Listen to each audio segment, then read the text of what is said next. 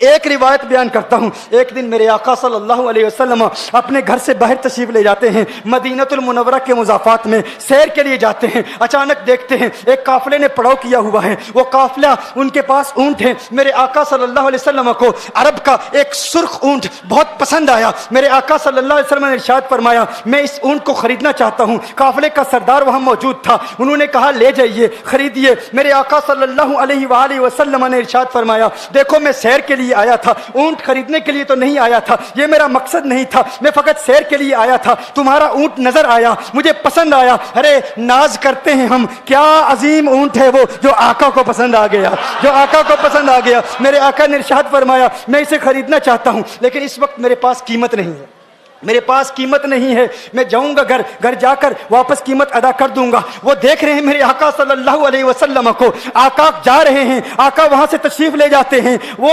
آقا کو کہتے ہیں آپ لے جائیں, اونٹ آپ لے جائیں. آقا کے حسن کے جلوے دیکھ رہے ہیں, اس وقت تک آقا کو دیکھ رہے ہیں جب تک آقا ان کی آنکھوں سے اوجھل نہیں ہو جاتے. جب آقا ان کی آنکھوں سے اوجھل ہو جاتے ہیں تو اچانک ایک شخص پوچھتا ہے, ارے یہ کون آیا تھا, یہ آنے والا کہاں سے آیا تھا؟ کہا جانے کہاں سے آیا تھا, ہم اسے نہیں جانتے. کہا اونٹ خرید کے لے گیا, قیمت دی, کہا نہیں دی. کہا کیا کیا, کہا ادھار. کہا ادھار دیا. نام جانتے ہو, نام نہیں جانتے. ایڈریس جانتے ہو, ایڈریس نہیں جانتے. پتا ہے کون ہے, نہیں پتا. کوئی ضامن نہیں, کوئی ضمانت دینے والا نہیں. کوئی چیز گروی رکھی, گروی بھی نہیں رکھی. عرب کا سرخ اونٹ انتہائی مہنگا اونٹ ہوتا ہے. علماء جانتے ہیں سرخ اونٹوں کی قیمت کیا ہے. کوئی بندہ آئے جس کا نام پتا نہیں, ایڈریس پتا نہیں کہاں رہتا ہے, کہاں سے آیا ہے, اپنا اونٹ, ان کا اونٹ وہ لے کے چلے جاتے ہیں, ادھار لے کے جاتے ہیں, نام بھی نہیں بتاتے, ایڈریس بھی نہیں بتاتے. کہا تمہیں کیا ہو گیا تھا, تم نے اپنا اونٹ یوں ہی دے دیا؟ ایک شخص بولا, ارے تم کہتے ہو کہ اس کا نام پوچھتے, اس کا پتہ پوچھتے, ارے نہ جانے کیا ہو گیا تھا, ہماری عقل پر پردے پڑ گئے تھے, ہم تو اس کے حسن میں ایسے کھو گئے تھے. ارے جب وہ بولتا تھا نا تو اس کے منہ سے پھول جھڑتے تھے, ان کے منہ سے پھول. انہی کی بو مایائے سمن ہے, انہی کا جلوہ چمن چمن ہے, انہی کی رنگت گلاب میں ہے, انہی سے گلشن مہک رہے ہیں. گل ہے لبہائے نازک ان کے, ہزاروں جھڑتے ہیں پھول جن سے. گلاب گلشن میں دیکھے بلبل, یہ دیکھ گلشن گلاب میں ہے, یہ دیکھ گلشن گلاب میں ہے. ایک شخص بولا, ارے نادانو, اتنا مہنگا اونٹ یوں ہی دے دیا, پتہ بھی نہیں پوچھا, نام بھی نہیں پوچھا, ایڈریس بھی نہیں پوچھا. ایک شخص بولا, تم کہتے ہو ایڈریس پوچھتے اور تم کہتے ہو کہ تم اس کے میٹھے بول سن رہے تھے.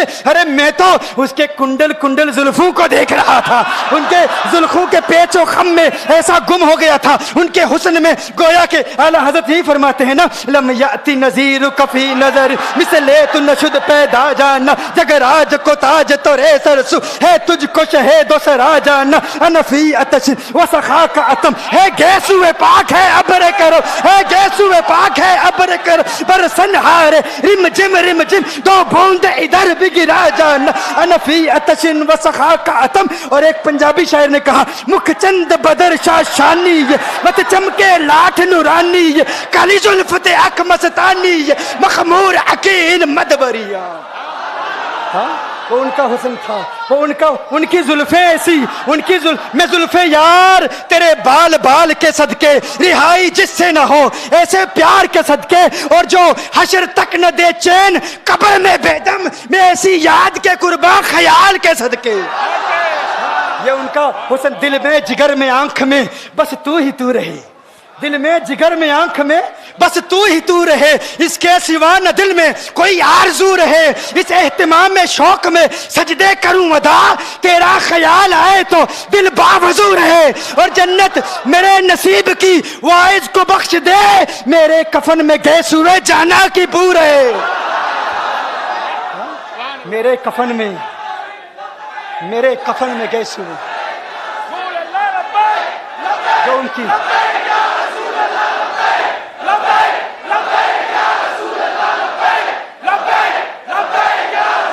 جو ان کی زلفوں کے اسیر ہو جاتے ہیں, جو ان کی زلفوں کو کھلا غضب ہوا تیری زلف دراز کا, کھلا غضب ہوا تیری زلف دراز کا, پھانسی گلے میں ڈال کے دنیا لٹک گئی. یہ ان کے زلفوں کا اثر ہے.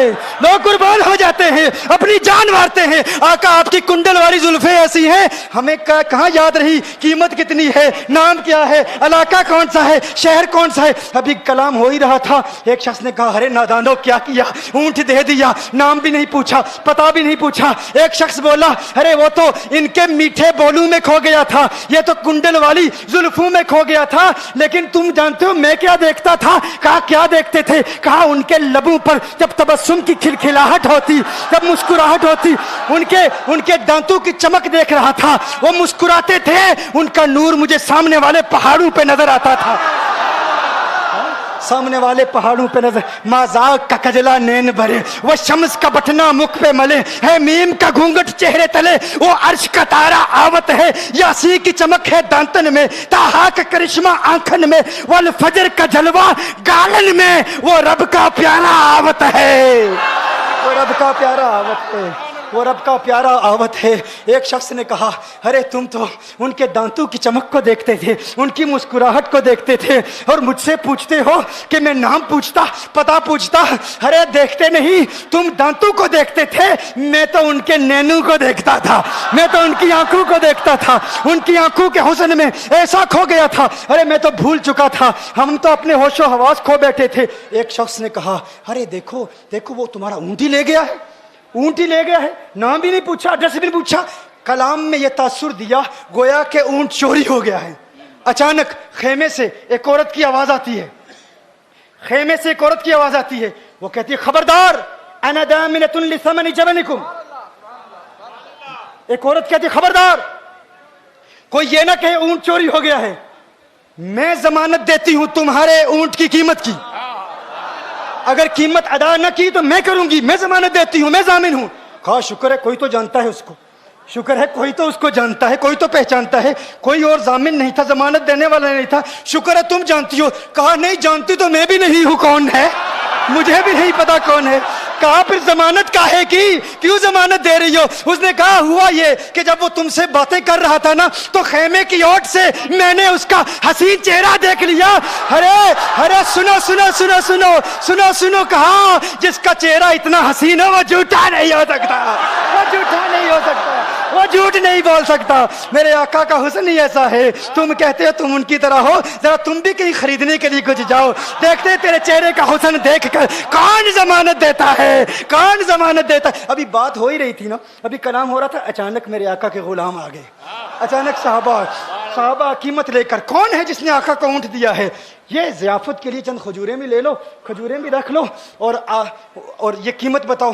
انہوں نے کہا قیمت, اب قیمت کو چھوڑو, اب سودے کو چھوڑو. کیوں؟ اب ہمارا سودا بازار مصطفیٰ میں ہو چکا, اب ہمارا ارے قیمت کو بھول جاؤ, قیمت کو چھوڑو, اب ہمارا سودا ہو چکا. ارے کیا ہوا, کیسے؟ کہا بتاؤ وہ سونا تھا کہاں سے, وہ منمونا کہاں سے آیا تھا؟ ارے ہم تو اس کا آنا جانا دیکھ رہے تھے, ہم تو دیکھتے ہی رہ گئے. ایک ماہ عدن, نورانی بدن, نیچی نظریں, سب کی خبریں. ایک ماہ مدن, نورانی بدن, نیچی نظریں, سب کی خبریں. وہ دکھا کے پون, وہ سنا کے سخن, مورا پھونک گیا سب تن من دن, مورا پھونک گیا. کہا وہ سونا تھا کون بتاؤ؟ ارے کہا وہ دیکھتے نہیں, وہ کھجوروں کا جھنڈ نہیں دیکھتے, ارے وہی تو مدینہ المنورہ ہے. اپنی قسمت پہ ناز کرو, یہ وہی محمد عربی ہے. ارے جن کی عظمتوں کے ترانے دنیا لاپ رہی ہے, تم خوشبخت ہو, تم مدینے کے قریب آ گئے ہو. کہا پھر لے جاؤ. آقا کی بارگاہ میں حاضر ہوئے, وہ سارا قافلہ کلمہ پڑھ کے واپس آ رہا ہے, اور ان کے تیور دیکھنے کے لیے گویا کہ کہہ رہے ہیں یہ ناز یہ انداز ہمارے نہیں ہوتے, یہ ناز یہ انداز ہمارے نہیں ہوتے. جولی میں اگر ٹکڑے تمہارے نہیں ہوتے, ملتی نہ اگر بھیک حضور آپ کے در سے, اس ٹھاٹ سے منگتو کے گزارے نہیں ہوتے.